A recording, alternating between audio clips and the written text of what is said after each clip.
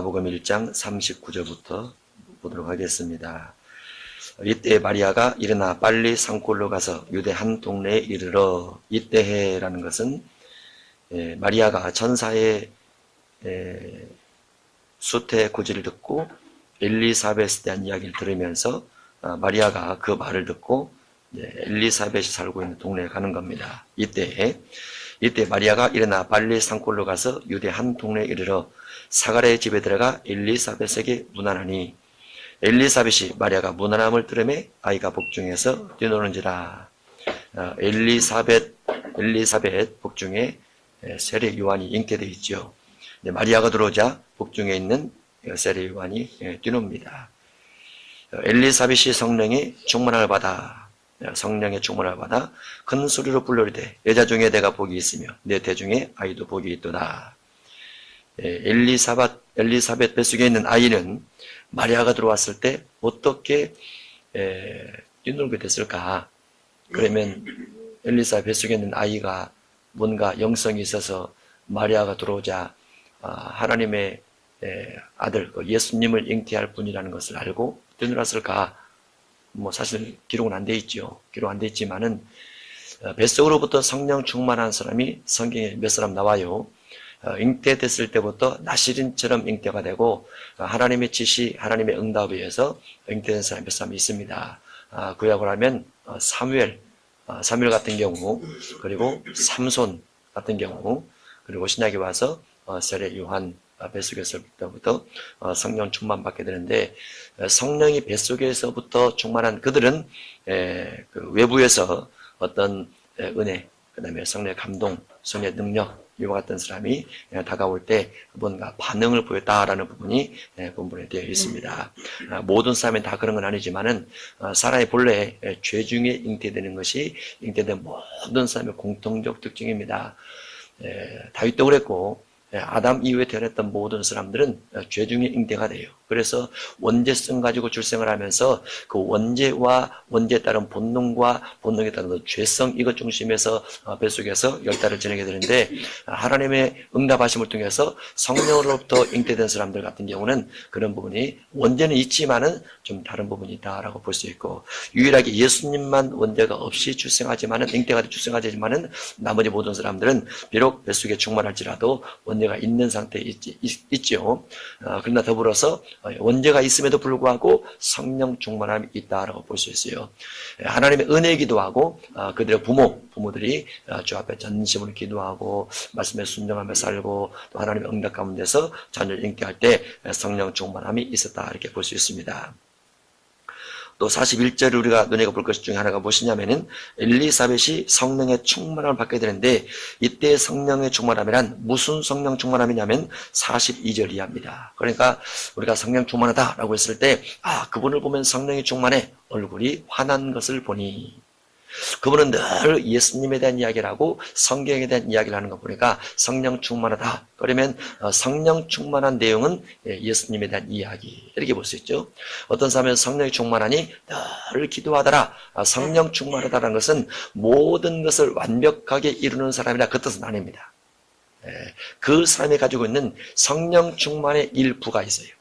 일부분이 있습니다. 그래서 어느 한 사람이 성령 충만하다고 했을 때 모든 걸 완벽히 갖춘 것이 아니고 그 내용은 이 내용에 대한 일부인데, 42절 이하도 보면 엘리사벳의 이망은 성령의 충만함이란 예언입니다. 예언. 성령 충만해서 예언을 했더라고 말이죠. 그러면 그 전에도 엘리사벳이 예언을 했느냐? 그건 나오진 않아요. 나오지 않지만 엘리사벳의 남편 사가랴가 하나님의 성전에서 분향할 때 천사를 만나서 하나님의 음성을 듣고 그를 통해서 장차 주어질 세례 요한과 또 주어질 하나님의 아들에 대한 이와 같은 부분을 미리 알게 되죠. 미리 알게 되는 것이 예언이 되기도 하겠지만은 엘리사벳은 성령 충만 받아서 42절 이하에 자기도 모르는 것들에 대해서 쭉 이야기를 하고, 마리아에 대해서, 마리아 뱃속에 있는 아이에 대해서, 마리아가 잉태할 아이에 대해서 여러 가지를 쭉 이야기하게 됩니다. 그래서 성령 충만이 다 똑같지 않지만은 일부는 예언으로 이렇게 나타나기도 한다라고 볼 수 있습니다. 42절 큰 소리로 불러 이르되, 여자 중에 내가 복이 있으며 내 태중의 아이도 복이 있도다. 내 주의 어머니가 내게 나아오니 이 어찌된 일인가? 지금 엘리사벳은 나이가 아주 많습니다. 마리아는 나이가 아주 젊지요. 그리고 나이로 보면은 엘리사벳이 마리아에게 내 주의 어머니라고 표현할 수 없을 정도지만은 그럼에도 불구하고 마리아가 잉태하는 것과 또 엘리사벳이 잉태된 세례 요한의 어떤 격의 차이가 크기 때문에 세례 요한의 어머니 엘리사벳이 마리아를 보고 내 주의 어머니가 내게 나오니라고 표현하고 있으면서 이 어찌된 일인가라고 표현되어 있습니다. 우리가 예수님께서 이 땅에 오셔서 세례를 받으십니다. 세례 받을 때 예수님은 높으신 하나님의 아들인데 낮은 사람을 통해서 세례를 받아요. 그러죠? 그러자 세례 요한이 예수님께 말하기를 높은 자가 낮은 자에게 세례를 주고 낮은 자가 높은 자를 통해서 세례를 받아야 되는데 어찌 내가 당신에게 세례를 베풀 수 있습니까? 라고 말을 하죠. 그때 예수님께서 하신 말씀이 이와 같이 하여 의를 이루는 것이 합당하니라 라고 되어 있습니다. 이와 같이 하여 하나님의 아들인 예수님께서 전능하신 예수님께서 세례 요한을 통해서 세례받는 것이 의라라고 되어 있어요. 그게 올바른 것입니다. 사회적 원칙적 개념에서는 안 맞는 거예요. 그러나 교회 안에서는 그게 맞죠. 그러죠. 또 요한복음 13장에 보면 예수님께서 식사하시고 허리에 수건을 두르시고 발로 예수님의 수건을 두르시고 예수님의 제자들의 발을 쭉 씻겨 나갑니다. 베드로가 말리죠. 내가 당신을 씻겨야 될 텐데 당신이 내 씻겨나니까 씻기지 마옵소서. 그런데 예수님께서 발을 쭉 씻겨주면서 씻기지 않으면 상관이 없느니라 이렇게 말하는 부분이 있습니다. 그 부분도 보면은 전능하신 하나님의 아들이 어떻게 피조물된 제자된 또는 예수님을 배반하기로 이야기된 그 제자들의 발을 씻길 수 있는가? 그런데 그것이 예수 그리스도 안에서는 이것이 합당한 의라고 말이죠. 그래서 예수 그리스도 안에 있는 의와 예수 그리스도 밖에 있는 의가 반대입니다. 세상은 강한 자를 통한 강력한 지배력을 가지고 사람을 지배하고 소유하고 부리고 종로를 삼고 막 그렇습니다. 그러나 교회 안에서 하나님의 법은 섬기고 사랑하고 낮아지고 이런 부분이 하나님의 법이라 그 말이죠. 그래서 여기도 그렇게 되어 있습니다. 내 주의 어머니가 내게 나오니 어찌된 일인가? 이것이 주 안에서는 가능한 법이라 그 말이죠. 그런 관점에서 본다면 교회는 직분이 올라갈수록 섬기는 자가 되고 직분이 올라갈수록 낮아지는 자가 되고 직분이 올라갈수록 사회적 이치와 반대로 가는 것이 맞다라고 볼 수 있죠. 그래서 교회 연륜이 많고 교회 신앙생활이 오래될수록 점점 낮아지는 자, 섬기는 자 되는 것이 주 안에는 합당한 증거라 이렇게 볼 수 있습니다. 44절입니다. 보라, 내 문안하는 소리가 내 귀에 들릴 때에 마리아가 문안하는 소리가 엘리사벳의 귀에 들릴 때에 아이가 내 복중에서 기쁨으로 뛰놀았도다. 이것도 신기한 걸 잘 알죠. 아이가 기쁨으로 뛰놀았는지 슬픔으로 뛰놀았는지 어떻게 알아요? 저는 어머니가 안 돼서 모르죠. 잉태되신 분은 알지 모르겠어요. 아이가 기쁨으로 막 뛰놀고 있다. 슬퍼서 막 뛰놀고 있다. 슬퍼서 처져 있다. 어쨌든 엘리사벳은 마리아가 문안할 때 뱃속에서 기쁨으로 아이가 뛰노는 것을 느꼈습니다. 주께서 하신 말씀이 반드시 이루어지리라고 믿은 그 여자에게 복이 있도다. 엘리사벳은 마리아가 어떻게 잉태되고 어떠한 과정을 통해서 전사가 말해준 것을 본 것은 아니에요.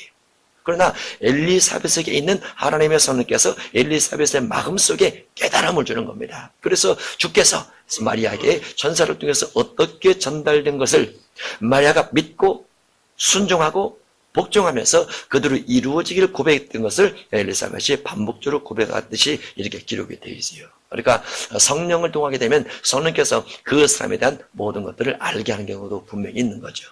그런 부분에서 성령 충만하고 성령 충만해서 어떤 예언적인 부분이 주어진다는 것은 우리가 일상적으로 볼 때는 좀 신비한 것이다 이렇게 볼 수 있습니다. 46절입니다. 마리아가 이르되 내 영혼이 주를 찬양하며. 그러면 엘리사벳이 마리아에게 하는 말을 마리아가 그대로 받아들였고 받아들인 그것을 그대로 믿었다고 말이죠. 그러죠? 받아들였어요. 처녀인 몸에 잉태가 된다. 엘리사벳이 비록 나이가 많지만은 나이가 많은 가운데서 하나님께서 그를 잉태케 하시고 숨겨두셨다가 마리아를 만나게 하면서 마리아를 향해서 고백했던 말들에 대해서 마리아가 믿고 하나님을 찬양하더라 라고 되어 있습니다. 사실 우리가 그냥 읽으면서 보니까 편안하게 읽을 수 있고 평안하게 믿을 수 있다 이렇게 볼 수 있지만은 사실 둘 내용이 다 불가능입니다. 그러죠? 엘리사벳은 나이가 많아서 잉태할 수 없는 지경이 됐는데 잉태됐어요. 그것도 아무도 소문내지 않게 하기 위해서 산중에 들어가 숨어 있었다고 말이죠. 마리아 같은 경우는 결혼하지 않는 여인으로서 임신을 수태구조 받은 것이고, 그러니까 둘 다 어떻게 보면 전혀 일반적으로 일상적으로 믿을 수 없는 대상인데 둘 다 그 믿음을 가지고 서로 하나님 앞에 찬양하는 부분으로 그렇게 되겠습니다. 마리아가 이르되 내 영혼이 주를 찬양하며 내 마음이 하나님 내 구주를 기뻐하였음은 그 여종의 비천함을 돌아보셨습니다. 마리아가 자신을 향해서 뭐라 표현하고 있어요? 여종이다 라고 표현되었어요. 낮춘 이야기죠. 자기를 낮추는 이야기입니다. 또 하나 비천함이에요. 자신을 비천하다고 생각을 했어요. 비천하다. 우리가 목회자들도 그런 말 하죠. 남종, 여종 이렇게 남종, 여종. 그러면 이제 제가 어떤 분의 그런 말 들어본 적이 있는데 왜 남자는 하나님의 사자라고 말을 하고 여성 목회자는 여종이라고 말하는가? 기분이 별로 안 좋습니다. 이런 이제 여성 목회자가 그렇게 말하는 거 들어봤어요. 남자분 목사님들은 남종입니다 이렇게 말하지 않고 하나님의 사자 이렇게 이제 기도를 할 때 말을 하고 여성 목회자는 여종입니다 이렇게 이제 하고 뭐 남종이나 여종이나 다 똑같죠. 언제나 교회 안에서는 하나님 앞에 늘 종의 자세를 취하는 것이 가장 아름다운 신앙이 이렇게 볼 수 있습니다. 마리아가 하나님께서 마리아 통해서 잉태된 것은 다 은혜지만은 그 은혜 가운데서 마리아에게 있었던 성품적인 것을 볼 수 있는데 마리아가 자신을 종처럼 하나님께서 시킨 대로 하나님께서 명령하신 대로 하나님께서 말씀하신 대로 모든 것들을 순종할 수 있는 자세가 되어 있는 여종으로 그렇게 변하고 있고 그 다음에 자신을 비천한 존재처럼 그렇게 변하고 있습니다. 그의 여종의 비천함을 돌아보셨습니다. 보라 이제 후로는 만세에 나를 복이 있다 일거리로다. 만세 수많은 세대가 흘러가면서 마리아에게 복이 있다라고 읽었습니다. 물론 이제 이 부분이 마리아가 만세에 복이 있다라는 부분 때문에 뭐 예수님의 어머니로서 그렇다 이런 부분으로 보면은 예수님의 어머니가 신적 권세가 있다 이런 건 전혀 아닙니다. 그런데 기독교에서는 그렇게 말하지 않죠. 그러나 어떤 사람의 복음을 빌려서 나올지라도 하나님의 은혜인데 예수님께서 예수님을 잉태할 수 있는 그 어떤 하나님의 택함받은 그와 같은 것은 복이 있는 것 틀림없는 거죠. 49절입니다. 능하신 이가 큰 일을 내게 행하셨으니 하나님에 대해서 무엇이라 표현되어 있어요?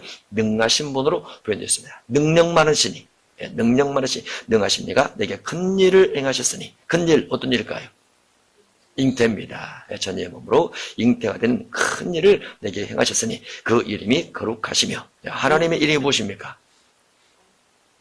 하나님의 이름. 구약의 하나님의 이름이 있고 신약의 하나님의 이름이 있죠. 구약의 하나님의 이름 여호와, 신약의 하나님의 이름 예수. 여호와가 예수님께서 여호와의 이름으로 오신다고 그랬죠. 그러면 예수님이 가시고 나서 오셨던 하나님의 이름 성령, 보혜사 성령입니다. 그래서 여호와와 예수 그리스도와 보혜사 성령 하나님이 다 한 분 하나님이라 이렇게 볼 수 있는데 하나님의 이름 속에 거룩함이 들어있다는 말이죠. 거룩함. 그 이름이 거룩하시며 긍휼하심이 두려워하는 자에게 대대로 이른도다. 긍휼하심이 하나님의 긍휼, 하나님의 자비, 하나님의 긍휼과 자비로우심이 두려워하는 자에게 대대로 이른도다 하면서 여기에 50절에 마리아의 성품이 한 또 하나 기록이 되어 있습니다. 마리아가 두려워하는 마음을 간직하고 있었다. 누구에 대해서? 하나님에 대해서. 하나님에 대해서 떨며 두려움으로 섬기라는 부분이 하나님을 경외한다라는 표현입니다. 하나님에 대해서 두려워하는데 두려워하는 자에게 하나님의 긍휼이 임하게 되고 그를 통해서 만세 또는 대대로 하나님의 긍휼하심이 힘있는 그와 같은 여인이었다라고 말하게 된다고 말이죠. 그의 팔로 힘을 보이사 그의 팔, 그가 누굽니까? 하나님의 팔로 힘을 보인다고 말이죠. 하나님의 팔, 하나님의 얼굴, 하나님의 등, 하나님의 발등상 이렇게 표현되어 있죠. 성경에 보면 하나님의 지체에 대해서 여러 가지로 표현된 부분이 있는데 때로는 하나님의 눈이라고 표현되어 있고 하나님의 입이 말씀하셨느니라 이렇게 되는 부분도 있고 그렇게 되어 있습니다. 여기는 팔이라고 기록됐는데 하나님의 발로 힘을 보이사 마음의 생각이 교만한 자들을 흩으셨고 이 속에는 마리아의 겸손함이 들어있습니다. 이 속에는 마리아의 겸손함이 들어있고 하나님께서 교만한 사람을 택하지 않고 겸손한 사람을 택해서 그에게 힘을 주시고 능력을 주어서 잉태할 힘을 주시고 잉태할 능력을 나타내 보셨다 이렇게 볼 수 있죠. 본명으로 하면 52절 권세 있는 자를 그 위에서 내리치셨으며 비천하는 자를 높이셨고 권세 있는 사람은 하나님께서 낮추시고 비천한 사람은 주께서 높이 올리셔서 하나님을 섬기는 자, 하나님을 의지하는 자에 대한 하나님의 보상의 부분이 기록되어 있습니다. 줄이는 자를 좋은 것으로 배불리셨으며 문맥상으로 보면 역시 하나님께서 예수님께서 장차할 일이기도 하지만은 마리아가 가난했던 여인의 모습으로 이렇게 기록이 되어 있습니다. 줄이는 자를 좋은 것으로 배불리셨으며 부자는 빈손으로 보내셨도다. 그종 이스라엘도 오사 긍휼히 계시고 기억하시되 우리 조상들에게 말씀하신 것과 같이 아브라함과 그 자손에게 영원히 하시리로다 하니라 하면서 마리아가 엘리사벳의 말을 듣고 하나님께서 자기를 택한 이유와 택하게 된 은혜와 앞으로 하나님께서 나를 향해서 어떻게 인정받게 하는 것에 대한 내용이 쭉 예언처럼 쭉 기록이 되어 있어요. 그렇죠? 마리아도 예언가는 아니지만은 하나님의 천사를 통해서 수태고지를 받고 그 다음에 엘리사벳의 말을 듣고 그 다음에 신앙 고백처럼 하나님에 대해서 엘리사벳 앞에서 이런 고백들을 쭉 하고 있습니다. 56절입니다. 마리아가 석 달쯤 함께 있다가 집으로 돌아가니라. 석 달쯤. 그러면 이제 엘리사벳의 잉태와 마리아 잉태 이와 같은 것과 더불어서 확실한 하나님의 증거들을 안고 들어가게 된 거죠. 57절입니다. 엘리사벳이 해산할 기한이 차서 아들을 낳으니 해산할 기한 몇 개월이죠? 10개월이죠. 10개월. 10개월 안 돼서 태어난 성경 속에 아주 유명한 사람이 있죠. 10개월 안 돼서 태어난 바울이죠. 바울. 만삭되어 태어나지 못한 자와 같다. 그러니까 하나님께서 어떤 사람을 쓰실 때는 그 사람의 육체적 연약함과 심령의 연약함 이런 것들을 수용해서 쓴다 안 쓴다 그렇게 말하는 것이 아니고 얼마나 주님을 의지하느냐, 얼마나 주님을 신뢰하느냐, 신뢰하는 정도가 얼마나 크냐 이런 정도에 따라서 주님이 쓰신다라고 볼 수 있죠. 주님을 많이 신뢰하려면 내가 어떤 사람이 되어야 될까요? 주님을 신뢰하는 깊이, 주님을 의지하는 깊이가 크려면 내가 어떤 사람이 되어야 될까요? 하나님 앞에 내가 부끄럽고 비천하고 연약하고 힘이 없고 능력이 없고 세상의 어떤 사람보다도 어떠한 의지할 대상보다도 어떠한 상담자보다도 내가 정말 하나님만 의지해야 되겠다. 이 생각이 가장 많을 때 믿음이 깊어집니다. 그러니까 마리아나 엘리사벳은 그런 믿음이 가득 채워졌더라 그렇게 볼 수 있죠. 58절입니다. 이웃과 친족이 주께서 그를 크게 긍휼히 여기심을 듣고 무슨 내용입니까? 나이 들어서 잉태되었더라고 말이죠. 그리고 출산했더라고 말이죠. 함께 즐거워하더라. 8일이 되매 아이를 할례하러 와서 8일이 되매 왜 8일째 할례하는 거죠? 하나님의 율법이죠. 율법, 창세기 하나님께서 아브라함에게 말씀을 주셨어요. 너와 네 집안에 있는 모든 사람들을 난집하는 만에 할례를 행해서 하나님의 백성됨의 그 몸에 표에 있게 하라 라고 되어 있죠. 이제 그런 부분이 쭉 흘러와서 골로새서 2장 11절 이야기하면 할례가 세례로 바뀌어집니다. 세례로 바뀌어지게 되고 요한복음에 보면 또 시작시대는 특별히 할례를 마음에 할지니라고 되어 있습니다. 그래서 구약의 오랜 기간 동안 아브라함부터 에서 말라기 또는 세례요한까지 이어져왔던 할례법칙이 그 2000년 동안 되는 것이지만은 신약에서는 마음의 할례를 받아라 그래서 마음의 할례가 거듭남으로 갑니다. 거듭남으로 가고 그 거듭남이 베드로서로 가서 하나님의 말씀대로 살아가는 것을 거듭났다 이렇게 말을 하죠. 말씀대로 사는 거. 이제 여기는 육신의 할례에 대해서 기록이 되어 있습니다. 8일이 되매 아이를 할례하러 와서 그 아버지의 이름을 따라 사가랴라 하고자 하더니 그 어머니가 대답하리되 아니라 요한이라 할 것이라. 어머니가 대답하되 요한이라 할 것이라. 그러면 아버지 사가랴가 어머니 엘리사벳에게 내가 천사를 만났고 천사가 아이의 이름을 지어줬는데 이름을 요한이라 하라고 했습니다 라고 뭔가 글을 써서 표현을 했겠다고 말이죠. 그래서 엘리사벳이 알고 있었고 이름을 지을 때 어머니가 대답을 하면서 요한이라 할 것이라 라고 말하고 있습니다. 그들이 이르되 내 친족 중에 이 이름으로 이름한 이가 없다 하고 그의 아버지께 몸짓하여 무엇으로 이름을 지으려 하는가 물으니 그가 서파를 달라 하여 그 이름을 요한이라 쓰매 다 놀랍게 여기더라. 엘리사벳의 말과 그 다음에 아버지 사가랴의 말이 아이의 이름을 똑같이 짓습니다. 요한이라 이렇게 짓죠. 성경에는 아이의 이름, 사람의 이름을 짓는 것을 아주 중요시 여깁니다. 장명이다. 한문으로 하면 장명이죠.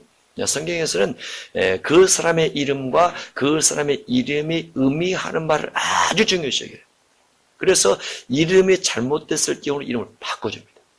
하나님께서도 이름을 바꿔주세요. 이것이 아주 중요한 의미를 가졌습니다. 왜 그럴까? 왜 성경에 나와 있는 많은 사람 이름을 바꿀까? 여러분도 이름 바꾸신 분이 있습니까? 이제 안 바꾸신 분이 있으면 이제 혹시 바꿔야 될지도 몰라요. 주님 만나서 주님께서 이름 바꿀 수도 있잖아요. 대표적으로 이름 바꾼 사람이 누굽니까? 아브라함으로 바뀌죠. 그 다음에 사레가 사라로 바뀌죠. 이름 바꿨어요. 하나님께서 이름을 바꿔줬어요. 그러면 전에 가지고 있던 이름은 어떤 이름이냐? 잘 생각해 보세요. 하나님을 만나기 전에 가지고 있었던 이름입니다. 그러면 예수님 믿는 사람이 하나님 만나기 전에 가지고 있었던 이름은 누가 지어준 거예요? 보통은 혈통을 따라갑니다. 가문의 혈통을 따라가요.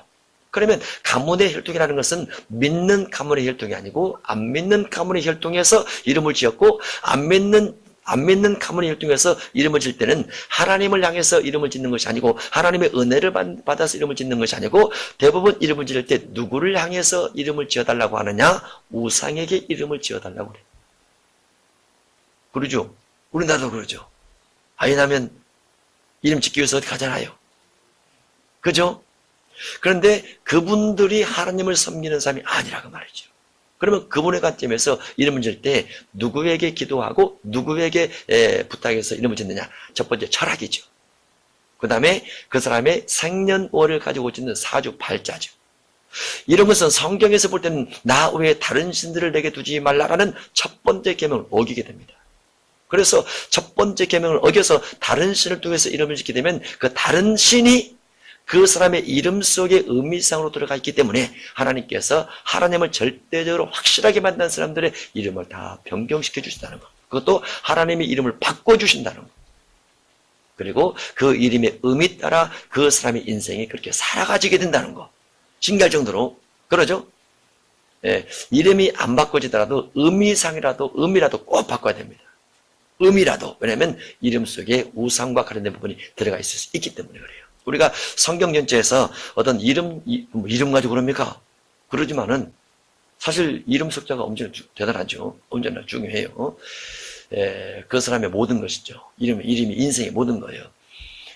창세기 1장, 2장, 3장까지 보면은 하나님께서 창세기 2장에서 하나님께서 아담에게 짐승을 다 이끌어오는데 아담의 이름을 다 지어줍니다. 이것을 하나님께서 눈여겨보세요. 그래서 혼자 이름을 짓는 것을 보고 돕는 자가 필요하다 해서 돕는 배필을 붙여주신 겁니다. 빌립보서 2장 5절에 가면 예수님께서 가장 높으신 분으로 가장 낮은 곳에 오셔서 다시 가장 높은 곳에 오르셨는데 그 뒤에 하나님께서 예수님에게 주신 복 중에 하나가 무엇이냐면 만물을 그 이름에 복종했다. 세상의 모든 이름을 예수님 이름에 무릎 꿇게 했다. 그렇게 되어 있어요. 그래서 세상에 있는 모든 이름이 예수님의 이름에 무릎 꿇게 됐기 때문에 이름의 중요성이 있다고 말이죠. 있어요. 이름의 중요성이. 그래서 이름이 중요한 부분이 있습니다. 아브라함도 사레도 사라로 바뀌어지고 그 다음에 야곱도 이스라엘로 바뀌어지게 되고 사울도 바울로 바뀌어지게 되고 의미를 잘 생각해보면 여러분이 가지고 있는 또 우리가 가지고 있는 이름이 어떠한 의미를 담고 있는가를 잘 살펴보는 게 좋습니다. 혹시 이제 우상과 관련돼서 어떤 장명소 가서 또는 철학가는 가서 또는 무당에게 이렇게 이름을 지은 사람들은 회개를 해요. 왜냐하면 다른 신을 섬겼잖아요. 평생 지나오면서 다른 신이 지어준 이름 가지고 부르며 살아왔잖아요. 그 죄죠. 그 죄예요. 그런 부분들은. 그러나 꿈에 주님이 나타나셔가지고 이렇게 이름하라. 그럼 할렐루야 하죠. 그런 사람도 있어요. 그래서.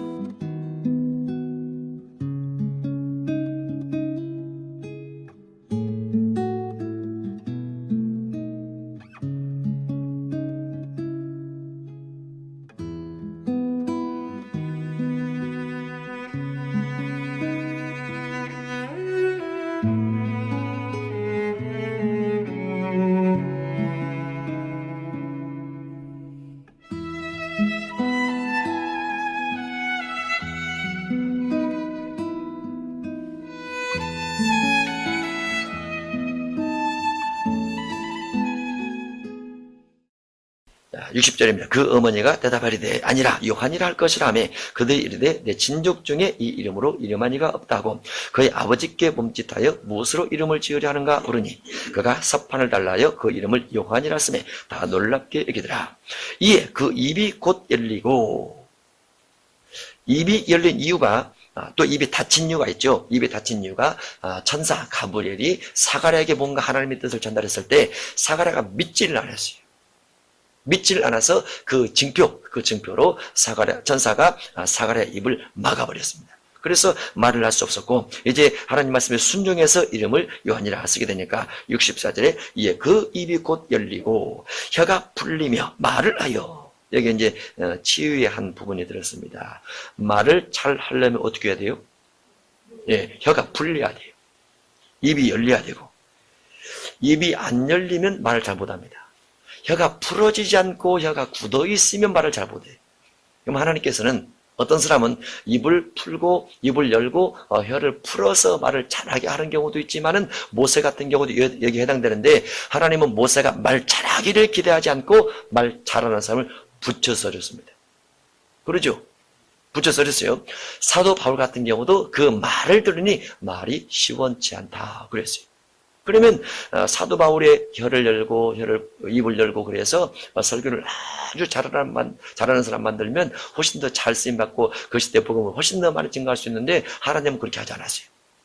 바울의 입을 여전히 시원치 않게 만들었다고 말이죠. 그 대신 바울이 가지고 있는 무엇을 가지고 쓰셨다고요? 바울은 글을 잘 썼더라고 말이죠. 그래서 옥에다 확 집어넣고 옥에서 계속 편지를 써 로마 교회, 갈라디아 교회, 고린도 교회, 에베소 교회 보냈는데, 보낸 그 편지가 그 교회에서 보니까 말보다도 훨씬 더 능력 있고 말보다도 훨씬 더 은혜가 있더라고 말이죠.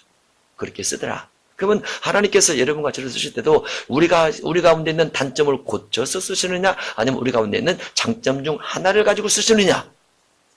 장점 중 하나를 가지고 쓸 수 있어요. 그런데 우리의 고민은 늘 무엇입니까? 왜 나를 이 모양 이 꼴로 만들어주셔서 안 쓰고 계십니까? 그게 불만이잖아요. 그죠?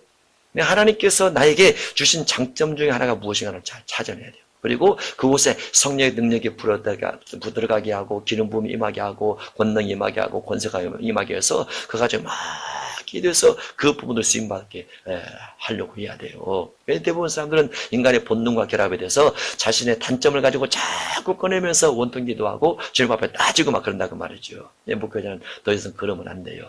장점 가지고 해야 된다. 알았죠? 한두 가지 장점 없는 사람 없어요. 목회하기에 장점이 없는 사람 없어요. 저는 또 뭐가 단점이냐? 저는 말이 빠른 것이 단점이에요. 바울은 말이 느린 것이 단점이고, 모세도 말을 떠듬는 것이 단점이지만 저는 말이 빠른 것이 단점이에요. 신기하죠? 반대가 되잖아요. 반대. 그래도 또 다른 부분에 또 쓰임받는 부분도 있으니까 그냥 가는 거예요. 여러분도 단점이 있으면 단점을 잘 간직하고 장점을 가지고 기도하면서 자꾸 가려고 하면 됩니다. 64절, 이에 그 입이 곧 열리고 혀가 풀리며 말을 하여 하나님을 찬송하니 그 근처에 사는 자가 다 두려워하고 이 모든 말이 온 유대 산골에 두루 퍼지매 듣는 사람이 다 이 말을 마음에 두며 이르되 이 아이가 장차 어찌 될까 하니 이는 주의 손이 그와 함께 하심이라. 장차 이 아이가 어찌 될까? 하나님께서 함께하고 하나님의 손이 함께 있는데 어찌 될까라고 많은 사람이 궁금해 여깁니다. 이제 이 부분이 만약에 구약 성경을 알고 있는 사람이라면 예수님께서 이 땅에 하나님의 아들로 오기 전에 마지막 선지자가 와서 세례 요한이 엘리야처럼 사명을 감당할 것이다 라고 그렇게 알고 있었을 것인데, 일단 여기에는 기록이 안 되어 있습니다. 67절입니다. 그 붙인 사가랴가 성령의 충만을 받아 예언하여 이르되, 여기도 성령 충만이 뭘로 나왔어요? 예언으로 나왔어요. 성령 충만함이 사도행전 2장 1절로 살펴보면 그들이 하늘로부터 급하고 강한 바람 같은 소리가 있어 저희 앉은 온 집에 가득하며 불에 같이 갈라지는 것이 각 사람 머리 임했더니 저희가 성령 충만을 받고 성령이 말하게 하심을 따라 다른 언어들로 말하기 시작하니라. 그래서 사도행전 2장의 성령 충만함은 뭘로 나타났어요? 방언으로 나타났어요. 다른 언어로. 여기는 성령 충만함이 예언으로 나왔어요. 어떤 사람은 성령 충만함이 구제로 나올 수 있어요. 예언으로 나오지 않고 구제로 나올 수 있어요. 어떤 사람은 성령 충만함이 꿈으로 나올 수 있어요. 어떤 사람은 환상으로 나올 수 있고, 어떤 사람은 예언으로 나올 수 있고, 어떤 사람은 능력으로 나타날 수 있다는 거. 한 사람이 다 가질 수 있지만 다 그러지 않죠. 대부분 한 사람에게 몇 가지 정도 이렇게 했는데 하나님께서 사역을 하게 하십니다. 성령 충만함이 안에 내용이 있다는 거, 우리가 기도할 때 막연하게 성령 충만함을 주옵소서, 이것보다는 성령 충만함으로 이와 같은 것을 주옵소서 하는 것이 응답이 더 바랍니다. 훨씬 더 막연하게 성령 충만보다도, 또 불을 달라고 기도할 때도 하나님은 내게 불을 주옵소서 라고 기도할 때 막연한 불이 아니고 불이 임하게 하셔서 나로 질병을 치료케 하옵소서, 그렇게 기도하는 게 나아요. 막연한 불보다도. 그래서 성령 충만하면 절대로 막연하게 오게 기도하지 말라는 거죠. 성령 충만 속에 뭔가 내용과 주제가 있어야 된다라는 겁니다. 68절입니다. 찬송하리로다 주 이스라엘의 하나님이여 그 백성을 돌보사 속량하시며 우리를 위하여 구원의 불을 그종 다윗의 집에 일으키셨으니, 구원의 불을 일으키십니다. 다윗의 집에 일으키셨으니 이것은 주께서 예로부터 거룩한 선자의 입으로 말씀하신 바와 같이 우리 원수에게서와 우리를 미워하는 모든 자의 손에서 구원하신 일이라 해서 구원에 대한 예언을 쭉 하고 있습니다. 우리 조상을 긍휼히 여기시며 그 거룩한 언약을 기억하셨으니, 항상 하나님은 성경 전체를 통해서 이스라엘 백성을 끌어간든지 예수님께서 땅에 오시든지 항상 무엇을 중심에서 말씀하시냐면 언약을 중심에서 말씀하신다는 것. 구약 옛날의 약속을 구약이라 합니다.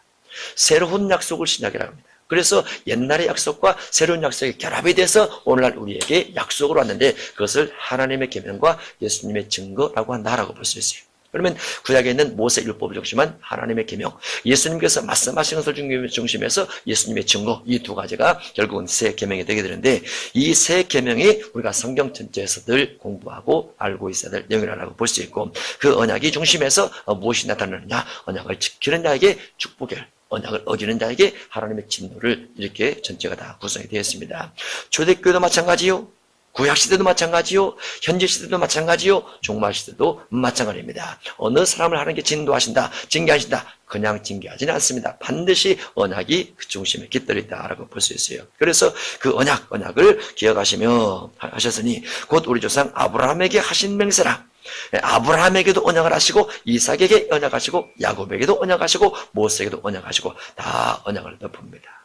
다 언약을 하는데, 아브라함에게 하신 언약은 핵심이 무엇이냐? 아브라함에게 하신 언약의 핵심은 이방인들이 구원받을 것이라.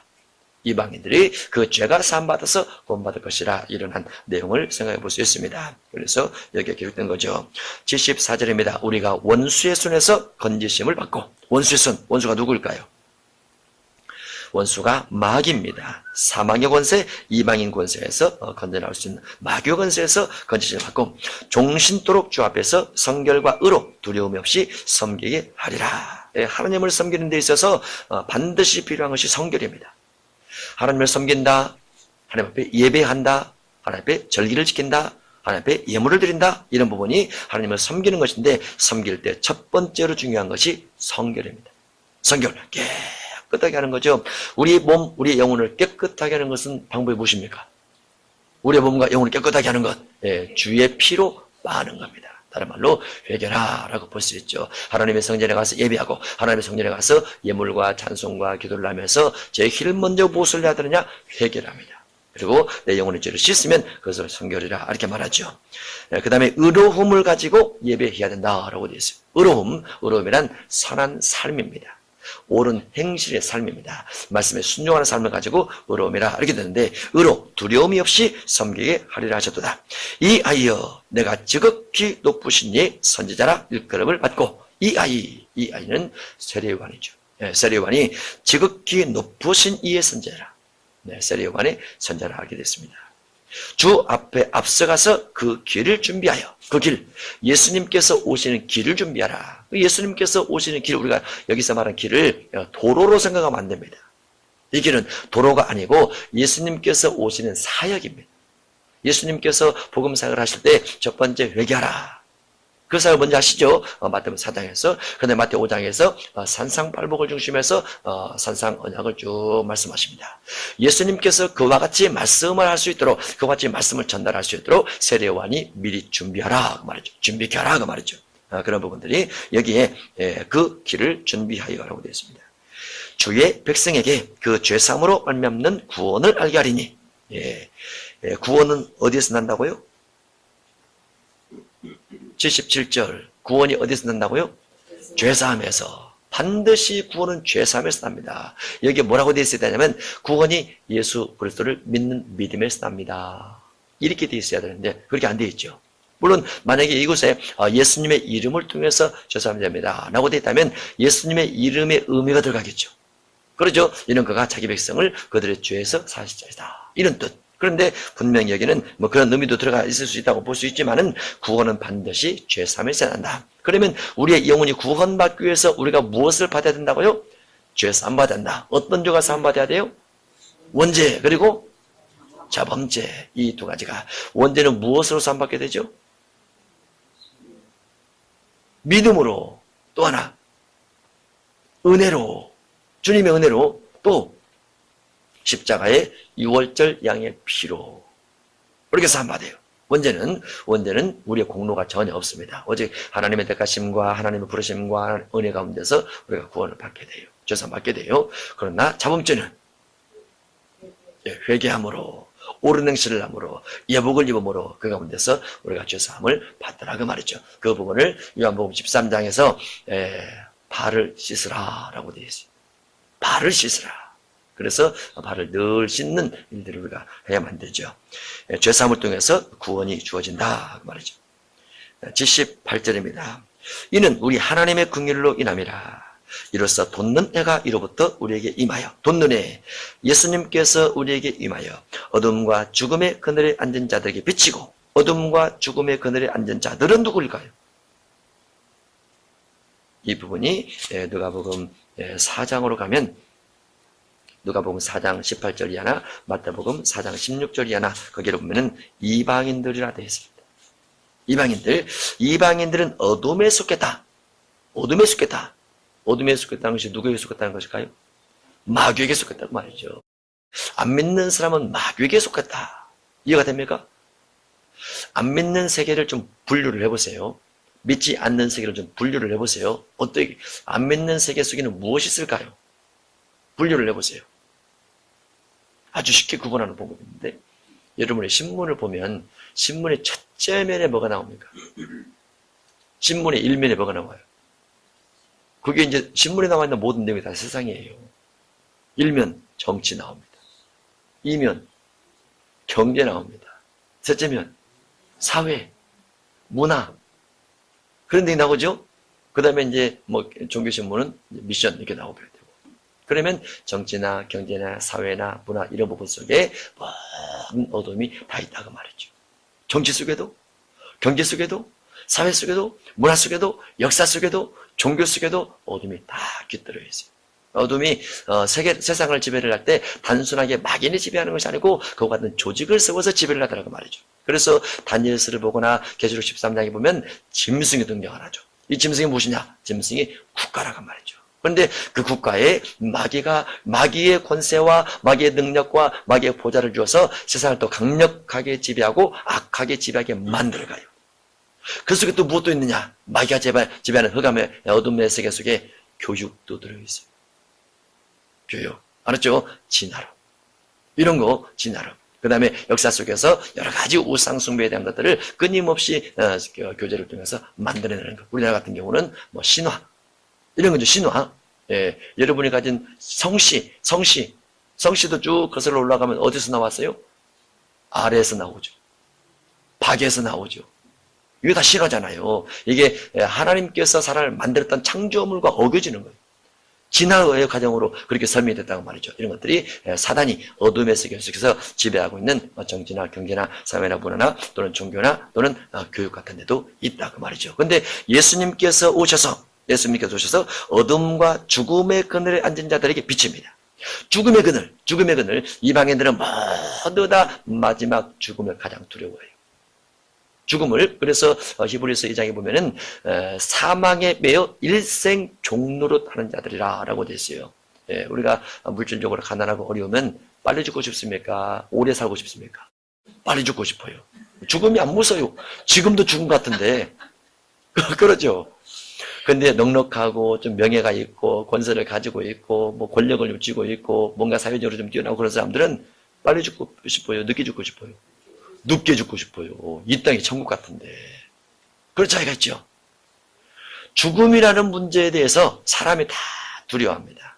대부분. 또 우리가 뭐 연약하고 부족하고 다 그렇더라도 막상 돌불에 걸려서 넘어지면 한마디면 죽을 뻔했네요. 그러잖아요. 그렇죠. 농담 삼아 하더라도 사람의 본능상 죽음을 다 두려워하는 거예요. 그래서 예수님께서 오셔서 그 죽음의 두려움에 매여 있는 사람을 사망의 권세에서 건져내기 위해서 오셨다라고 되어 있어요. 그래서 예수님께서 오신 목적은 사망을 깨뜨리고 영원한 천국으로 우리를 불러 올라가게 위한 그런 목적인데, 예수님 믿으면서도 사망 권세에 억눌려 있으면 안 됩니다. 이방인들이 예수님 믿으면 달라지고, 예수 믿고 있는 사람들은 이와 같은 것들이 전혀 두려움 없이 우리가 앞으로 나가야 될 확실한 신앙이 되어야만 돼요. 예수님이 오신 목적이 거기에 있기 때문에 그렇습니다. 어둠과 죽음의 그늘에 앉은 자들에게 비치고 우리 발을 평강의 길로 인도하시리로다. 예수님 믿음에서 가장 명확하게 나타난 특징 중 하나 무엇이냐면 평안입니다. 교회 가면 평안하더라. 예수님 믿으면 평안하더라. 이거죠. 우리 여기 이제 이 성전에서 제가 많이 들은 저쪽 4층보다 더 평안하다 이야기를 많이 들었어요. 여기가 4층에서도 공부했었잖아요. 4층보다도 여기가 훨씬 더 평안하다 이런 이야기 많이 하더라고요. 80절 아이가 자라며 심령이 강하여지며 이스라엘에게 나타난 날까지 빈들에 있으니라. 아이가 자라며 누가 자라는 거죠? 세례 요한이 자랍니다. 심령이 강하여지며, 육체가 강하다고 심령이 강한 거 아닙니다. 그렇죠? 육체가 연약하다고 심령이 연약한 거 아니에요. 심령이 강해져야 됩니다. 심령이 강하니 아주 중요한 의미가 있어요. 심령이 강해지며 이스라엘에게 나타나는 날까지 빈들에 있으니라. 원래 그 세례 요한의 아버지는 직분이 뭡니까? 제사장이죠. 그러면 세례 요한도 직분이 뭡니까? 제사장이죠. 나이 20, 25세 또는 30이 돼서 제사장의 직분을 받아서 뭔가 성전에서 봉사를 해야 돼요. 제사장은 대물림이기 때문에. 그런데 세례 요한은 왜 빈들에 가 있을까요? 예수님을 전달하기 위해서요. 맞겠죠. 예수님이 증거자가 되고 선자가 되고 그런 부분이 있을 수도 있어요. 그런데 그가 성령 충만했다면 하나님의 성전에 있는 바리새인, 사두개인, 대제사장들이 하나님의 말씀에 너무너무 멀리 떨어져 있고 너무너무 어긋나 살다 보니까 세례 요한이 성령 충만한 사람으로서 세례 요한의 눈으로 보는 그들은 다 타락이 된 거예요. 함께 공존해서 그 안에서 직무를 감당할 수 없는 거예요. 또 내면에서 끊임없이 그 죄성을 바라보면서 저 죄를 언젠가는 내가 다 찔러 쪼개야 될 텐데 그런 마음이 생기겠죠. 그래서 하나님께서 그를 끌어가긴 부분도 있겠지만은 세례요한의 마음속에 빈들에 가서 외치자 차라리 저 귀머거리게 외치는 것보다도 백성들을 대상으로 외치자 해서 광야에 나가서 빈들에서 이제 나중에 쫙 외치기 시작을 합니다. 피해서 간 거죠. 제사장 반열이지만은 제사장을 할 수 있는 나이가 됨에도 불구하고 피해서 따로 가서 빈들에서 광야에서 말씀을 전하는 하나님의 소리, 하나님의 살자, 광야의 외친 자의 소리로 사역을 감당하게 됩니다.